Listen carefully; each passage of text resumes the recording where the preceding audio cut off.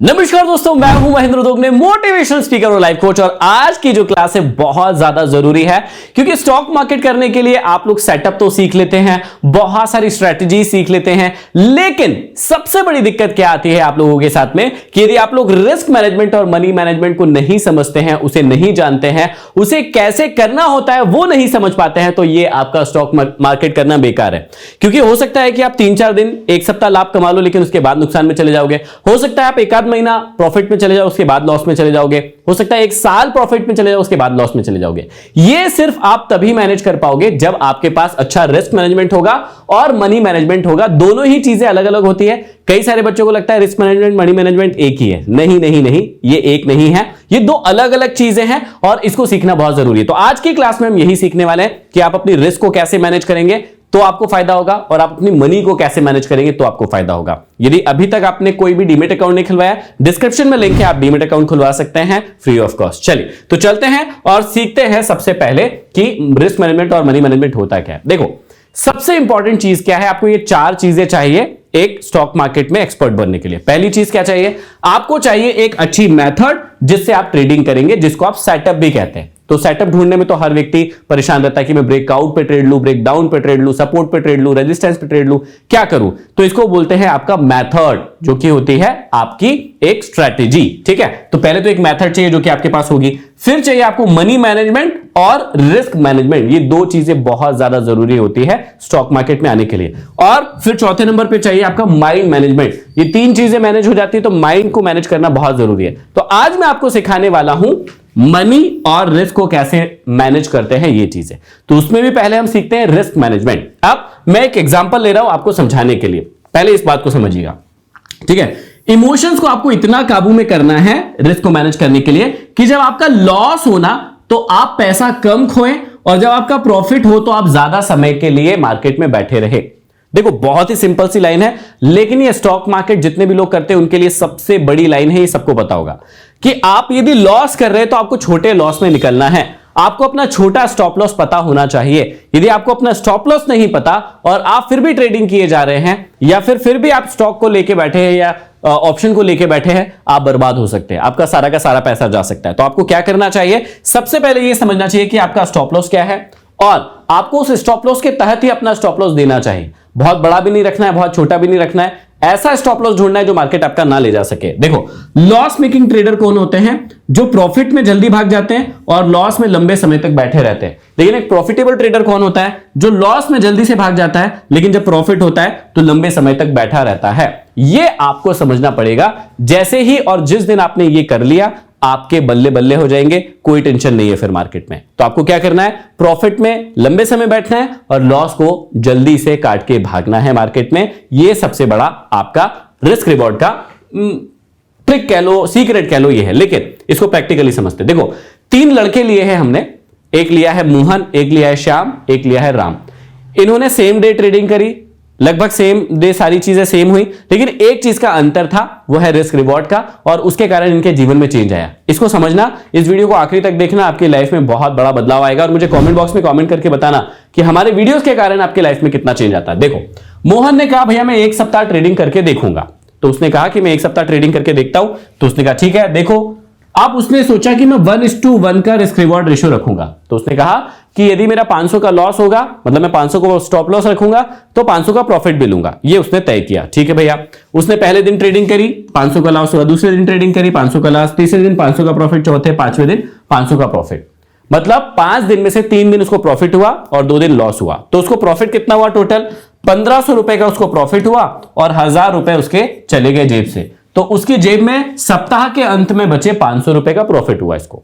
ठीक है, समझना। इसने रिस्क रिवॉर्ड रेशियो क्या रखा था? 1:1, यानी 500 रुपए गए तो 500 रुपए मुझे मिलना चाहिए तो ही मैं मार्केट से निकलूंगा। ठीक है, ये तो मोहन की कहानी हो गई। श्याम ने कहा कि मैं अपने रिस्क रिवॉर्ड रेशियो को 1:2 रखूंगा। बाकी सारी चीजें सेम हुई। कैसे?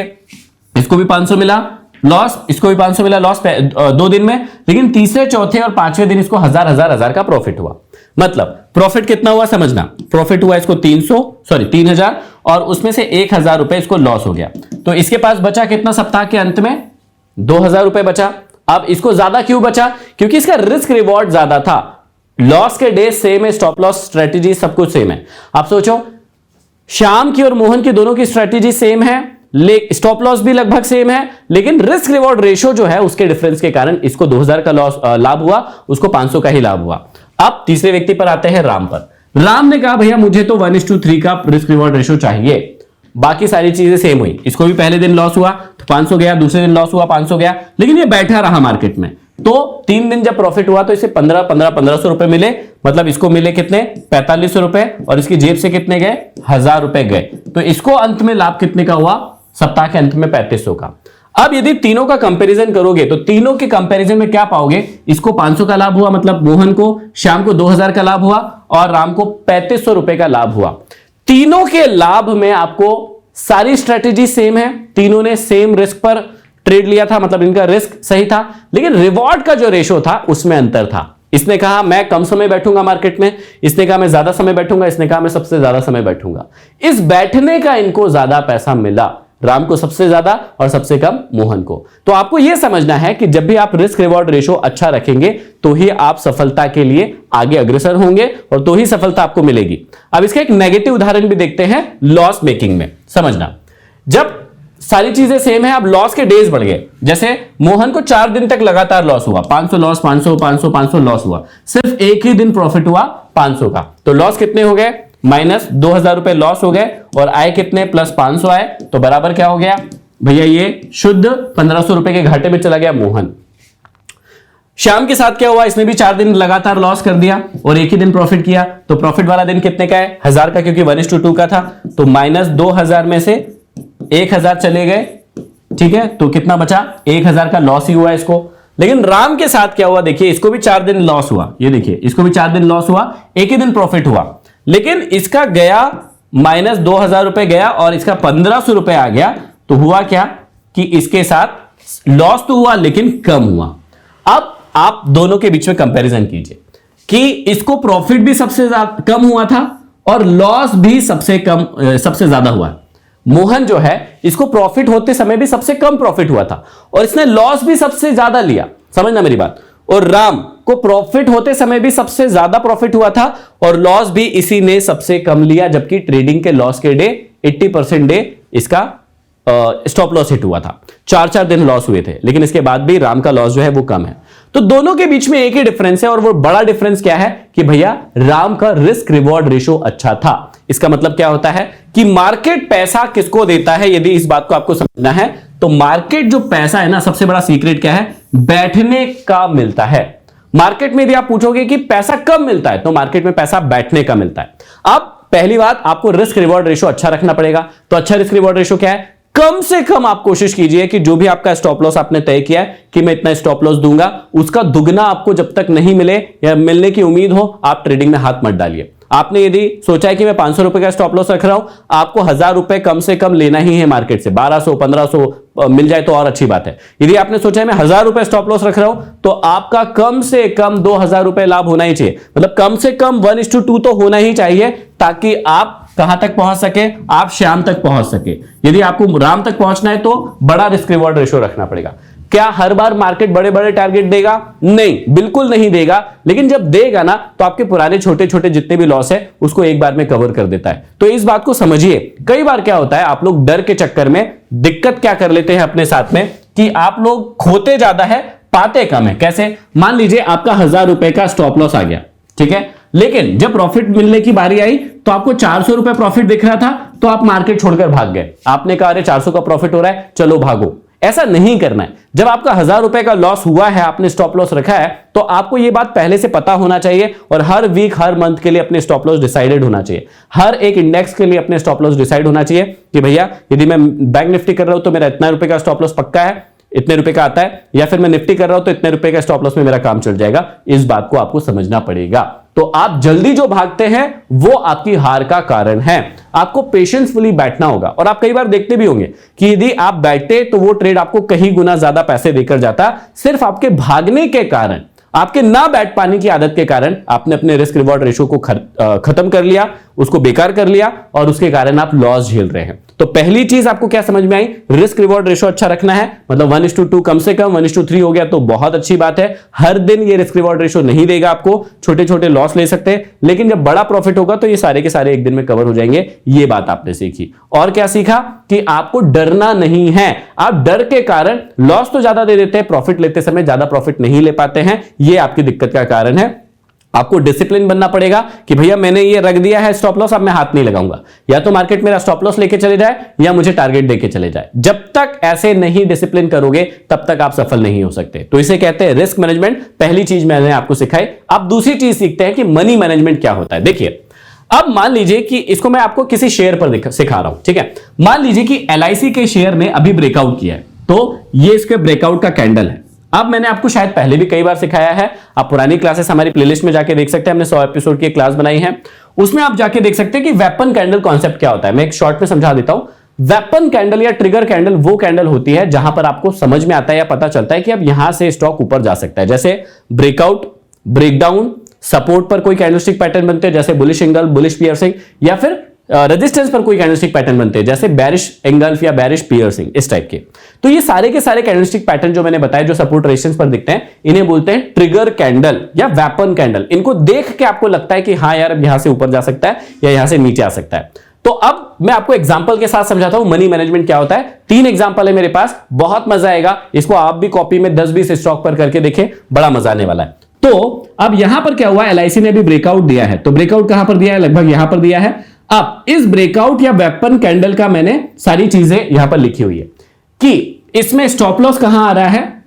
यदि मैं इस वेपन कैंडल का स्टॉप लॉस रखता हूं तो 1058 के भाव पर, मतलब 1058 के भाव पर यहां पर स्टॉप लॉस आ रहा है, और यहां पर एंट्री हो रही है 1105 रुपए के करीब, और स्टॉप लॉस देखा जा रहा है 47 रुपए का, और टारगेट आ रहा है 1:2 का, लगभग 1200 रुपए का टारगेट आ रहा है। तो हमने सारी चीजें डिसाइड कर ली।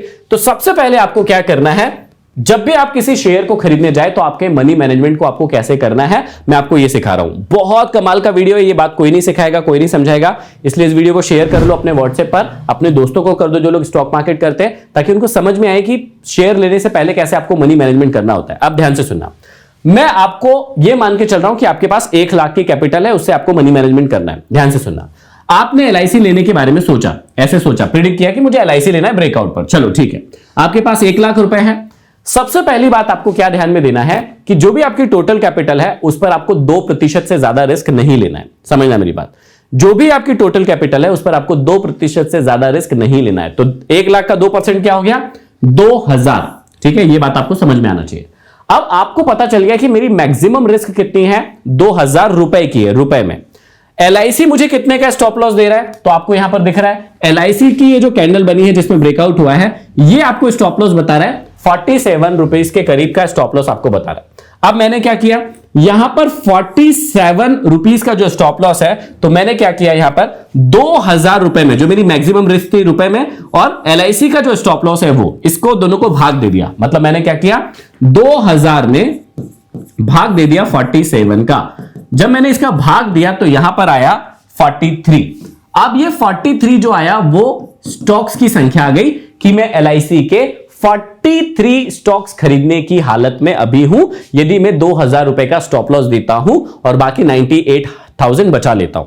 क्योंकि देखो, एक चीज आपको हमेशा याद रखना पड़ेगा, जब भी आप कोई धंधा करते, बिजनेस करते, कहीं पैसा डालते, तो पहले यह मत पूछो कि आपको कितने का लाभ होगा, आप पहले यह पूछो कि आपकी रिस्क कितने की है। यदि आप रिस्क को कैलकुलेट नहीं करेंगे तो सारा का सारा पैसा गवा देंगे। इसलिए आपको सबसे पहले पता होना चाहिए कि आपकी इस धंधे में रिस्क कितनी है। तो जब आप LIC को खरीदने के बारे में सोच रहे हैं, सपोज एग्जांपल ले रहे हैं, खरीदने के बारे में रिकमेंडेशन नहीं दे रहा हूं मैं, आपको एग्जांपल के लिए सिखा रहा हूं कि यदि आपने सोचा कि मुझे LIC खरीदना है ब्रेकआउट पर, यहां पर ब्रेकआउट हुआ है तो ब्रेकआउट पर खरीदना है, तो मुझे स्टॉप लॉस आ रहा है 47 रुपए का, मेरा रिस्क कैपिटल है 1 लाख रुपए, उसमें से रिस्क ले रहा हूं सिर्फ 2000 रुपए की। 2000 रुपए में जब मैंने 47 का भाग दिया तो मेरे पास आया 43 शेयर्स। ये 43 जो आया वो शेयर की संख्या आ गई मेरे पास, मतलब मैं 43 शेयर्स खरीद सकता हूं। अब 43 शेयर खरीद सकता हूं, तो अभी टोटल क्या कर रहा है, 43 में आपको करंट क्या भाव चल रहा है LIC का। तो मान लीजिए मैंने खरीदा 1105 पर, ये करंट भाव है जहां पर मेरी एंट्री होगी ऊपर पर, तो मैंने 1105 रुपए में 43 शेयर खरीद लिए, तो मुझे पता चल गया कि मेरे 47,550 रुपीज, मतलब 47,515 रुपए लगेंगे इन शेयर्स को खरीदने में। पूरा का पूरा मनी मैनेजमेंट आपका बन गया। क्या बन गया, एक बार फिर से डिटेल में समझा देता हूं। 1 लाख थे मेरे पास, मैक्सिमम में 2000 रुपए की रिस्क लूंगा। 2000 में मेरा स्टॉप लॉस कितना आ रहा था, उसका भाग दे दिया, तो भाग देने पर मेरे पास क्या आ गया कि मैं 43 शेयर ही खरीद सकता हूं यदि मेरे को 2000 रुपए का स्टॉप लॉस आया। क्योंकि भैया पहले आपको रिस्क तय करना पड़ेगा कि ये स्टॉक यदि वापस नीचे आ गया तो आपकी रिस्क कितनी है। तो आपको पता चला कि भैया 2000 रुपए मेरे जा सकते हैं। ये आपको जब पहले से पता चलेगा ना तो आपको डर नहीं लगेगा, आपको टेंशन नहीं होगा। यदि थोड़ा सा लॉस भी दिखा रहा है तो आप घबराएंगे नहीं। इतनी बात आपको पहले से पता होना चाहिए। उसके बाद क्या किया, 43 में करंट भाव क्या चल रहा है एलआईसी का 1105 रुपए, तो 43 में 1105 का गुणा किया तो यहां पर आ गया 47,000 रुपए। अब आपको 1 लाख रुपए के पूरे शेयर खरीदने की जरूरत नहीं है। आपको जो रिस्क मैनेजमेंट है आपने उसी के अकॉर्डिंग अपना मनी मैनेजमेंट किया और 47,000 के शेयर खरीद लिए। बाकी जो पैसा है आपने अपने पास रखा। यदि आपको फिर से उस कैपिटल पर रिस्क लेना है तो उसका 2% निकाल के आप रिस्क ले सकते हैं। इस बात को याद रखना। तो क्या ये बात आपको समझ में आ गई? अब मैं एक और एग्जांपल आपको देता हूं। मान लीजिए मैंने विप्रो का एक एग्जांपल लिया आपके सामने। यहां पर देखिए, यहां पर 560 पर ब्रेकआउट हुआ है, 540 का स्टॉप लॉस है, तो स्टॉप लॉस आ रहा है दोनों के बीच का 20 रुपए का और टारगेट है 600 रुपए का। तो अब इसका मनी मैनेजमेंट कैसे बनाएंगे मैं आपको समझाता हूं। देखिए सिंपल है, पूरी कैपिटल कितनी है हमारे पास 1 लाख रुपए, रिस्क कितने का लेंगे 2000 रुपए का, तो 2000 में हम 20 का भाग देंगे। ये देखिए 2000 में हमने 20 का भाग दिया तो यहां पे आ गया 100 शेयर। अब 100 शेयर हम किस भाव में खरीदेंगे, करंट के भाव पर। तो करंट का भाव कितना चल रहा है इसका 560 रुपए, तो 100 शेयर 560 के भाव में खरीदे तो हमारे 56,000 की कैपिटल यूज हुई। बाकी 44,000 हमारी बैंक में रखे हैं या हमारे डीमेट खाते में रखे हैं, उसका कोई छेड़खानी करने की अभी जरूरत नहीं है। आप यदि 2000 रुपए की रिस्क लेना चाहते हैं तो आपको 100 शेयर इसके खरीदना चाहिए। ये हो गया आपका रिस्क मैनेजमेंट के साथ साथ मनी मैनेजमेंट। आई होप आपको समझ में आ गया होगा। एक लास्ट एग्जांपल और लेते हैं ताकि आपको और अच्छे से समझ में आ जाए। एक इंडिया सीमेंट करके मान लो एक शेयर है और उसका ये ब्रेकआउट हुआ और उसके बाद ये कैंडल बनी। हमने सोचा कि हम यहां पर ट्रेड लेते हैं। तो यहां पर देखिए इसका स्टॉप लॉस आ रहा है 298 का, यहां पर एंट्री आ रही है 323 की और स्टॉप लॉस आ रहा है 25 रुपए का, टारगेट आ रहा है 372 रुपए का। अब इसको समझते हैं। यहां पर भी हमारी कैपिटल है मान लीजिए 1 लाख रुपए, 2% है 2000 रुपए। 2000 रुपए के रिस्क पर तो क्या करना है, 2000 में आपको 25 का भाग देना है। तो 2000 में 25 का भाग देंगे तो आएगा 80। ये 80 क्या आया, शेयर्स की संख्या आई। अब 80 में जो भी इंडियन सीमेंट का करंट भाव चल रहा है वो क्या चल रहा है 323 रुपए। तो 80 में 323 का गुणा करेंगे तो हमारे पास आंसर आएगा कि आप 25,840 रुपए की कैपिटल को यूज करके कितने शेयर खरीद सकते हो, 80 शेयर को खरीद सकते हो। ये बातें आपको समझना पड़ेगी। इस प्रकार से जब तक आप कैलकुलेशन नहीं करेंगे, रिस्क को मैनेज नहीं करेंगे, मनी को मैनेज नहीं करेंगे, आपके जीवन में आप कभी भी स्टॉक मार्केट में सफल नहीं हो सकते। मुझे पता है कि ये चीजें आज तक आपने नहीं की होगी और इसीलिए आप लोग बड़ा लॉस फेस कर रहे होंगे। आपने रिस्क मैनेजमेंट मनी मैनेजमेंट को कभी भी आपने बैठाया नहीं होगा, इसीलिए आपको दिक्कतें हो रही है। आज का वीडियो कैसा लगा मुझे जरूर बताइएगा। और क्या ऐसे ही और गजब के वीडियो, क्योंकि आपने नहीं देखे होंगे, आपने कभी ऐसा नहीं किया होगा, मुंह उठाया मुझे ये लग रहा है शेयर खरीदना चाहिए, 1 लाख 2 लाख 50,000 10,000 कुछ भी खरीद डाला, आपने कभी पहले नापतोल किया ही नहीं। अरे भैया कोई भी व्यक्ति जब बिजनेस करेगा, धंधा करेगा, कोई स्टार्टअप शुरू करेगा तो पहले देखेगा मेरी रिस्क कितनी है। जब भी आप अपनी जेब से पैसा निकालो ना किसी भी चीज में इन्वेस्ट करने के लिए, पहले अपने आप से पूछो मेरी रिस्क क्या है। यदि रिस्क आपकी ज्यादा है तो फिर रिस्क नहीं लेना है। रिस्क आपकी एपिटाइट के अकॉर्डिंग है, आप उस रिस्क को सह सकते हैं तो फिर बिंदास होके उसमें रिस्क लीजिए। यही है सफलता का मूल मंत्र, अमीर बनने का मूल मंत्र। तो आई होप कि रिस्क मैनेजमेंट और मनी मैनेजमेंट आपको समझ में आया होगा। यदि वीडियो को अभी तक लाइक नहीं किया है कर दीजिए, चैनल पर नए हो सब्सक्राइब कर लीजिए और कमेंट किया करो भैया, 400-500 कमेंट किया करो, 1000 कमेंट किया करो। इतने सारे लोग देखते हैं, आप लोग कमेंट नहीं करते हो, इसलिए मुझे बुरा लगता है, लेकिन मैं कोशिश करता हूं कि आप लोगों के लिए फिर भी अच्छा कंटेंट बना के लाऊं। तो कम से कम 1000 कमेंट कीजिए कि वीडियो आपको कैसा लगा और हमारे वीडियोस के कारण आपकी लाइफ में कितना चेंजेस आ रहा है, ताकि मुझे भी और मोटिवेशन मिले। अगले वीडियो में फिर मिलते हैं, तब तक के लिए आप सभी का बहुत बहुत धन्यवाद।